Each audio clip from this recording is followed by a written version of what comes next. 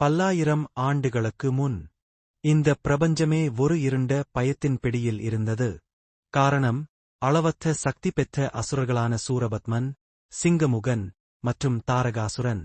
இவர்களின் அராஜகத்தால் தேவர்களும் ரிஷிகளும் செய்வதறியாது தவித்தனர்.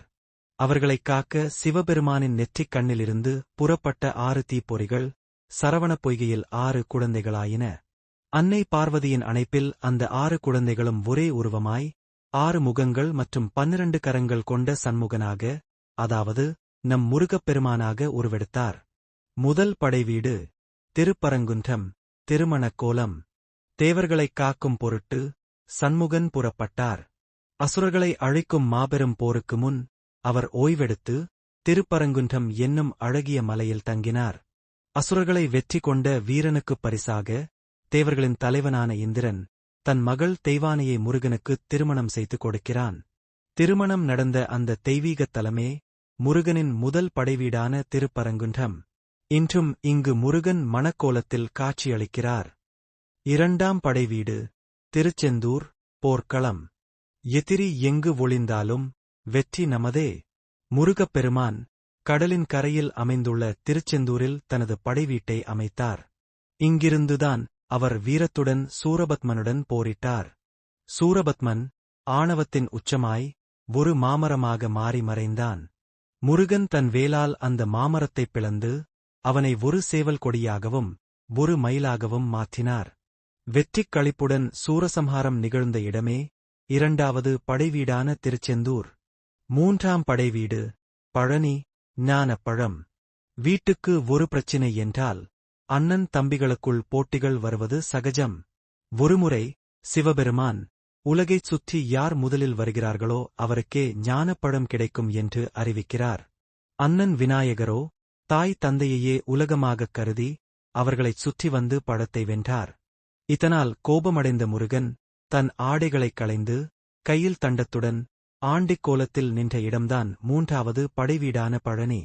இங்கே அவர் நவபாஷாணத்தால் உருவான பழனி ஆண்டியாகக் காட்சி தருகிறார். நான்காம் படைவீடு சுவாமிமலை.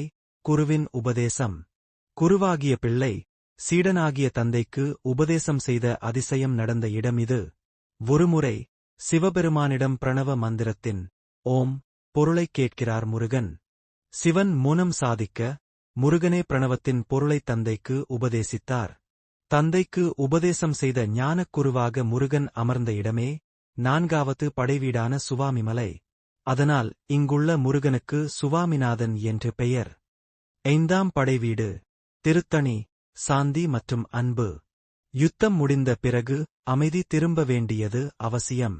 சூரசம்ஹாரம் செய்த ஆவேசம் தணிய வேண்டி முருகன் குன்றின் மீது சாந்தமாக அமர்ந்த இடம் திருத்தணி. இங்குதான் குரவர் குலப்பெண்ணான வள்ளியை முருகப்பெருமான் காதலித்துத் திருமணம் செய்து கொள்கிறார். போரின் சினம் தணிந்து அன்பின் மணமகனாக முருகன் நின்ற ஐந்தாவது படைவீடு இதுவே. ஆறாம் படைவீடு பழமுதிர்ச்சோலை.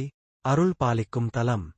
கடைசியாக ஞானமும் வீரமும் நிறைந்த முருகனின் அருளைப் பெறும் இடம் பழமுதிர்ச்சோலை. இங்குள்ள வனத்தில் முருகன் வயோதிகர் வடிவம் கொண்டு தமிழின் பெருமையை ஆராய வந்த நக்கீரருக்கு அருளினார். பழங்களின் சுவையும் தமிழின் சுவையும் ஒருங்கே அமையப்பெற்ற இந்தச் சோலையே ஆறாவது படைவீடான பழமுதிர்ச்சோலை. ஒவ்வொரு படைவீடும் முருகப்பெருமானின் வாழ்க்கை மற்றும் போதனையின் ஒரு அம்சத்தைக் குறிக்கிறது. திருப்பரங்குன்றத்தில் ஆரம்பித்து பழமுதிர்ச்சோலை வரை இந்த 6 புனிதத் தலங்களும் அன்பையும் ஞானத்தையும் வீரத்தையும் நமக்குக் கற்றுக் கொடுக்கின்றன. ஓம் முருகா சரவணபவ.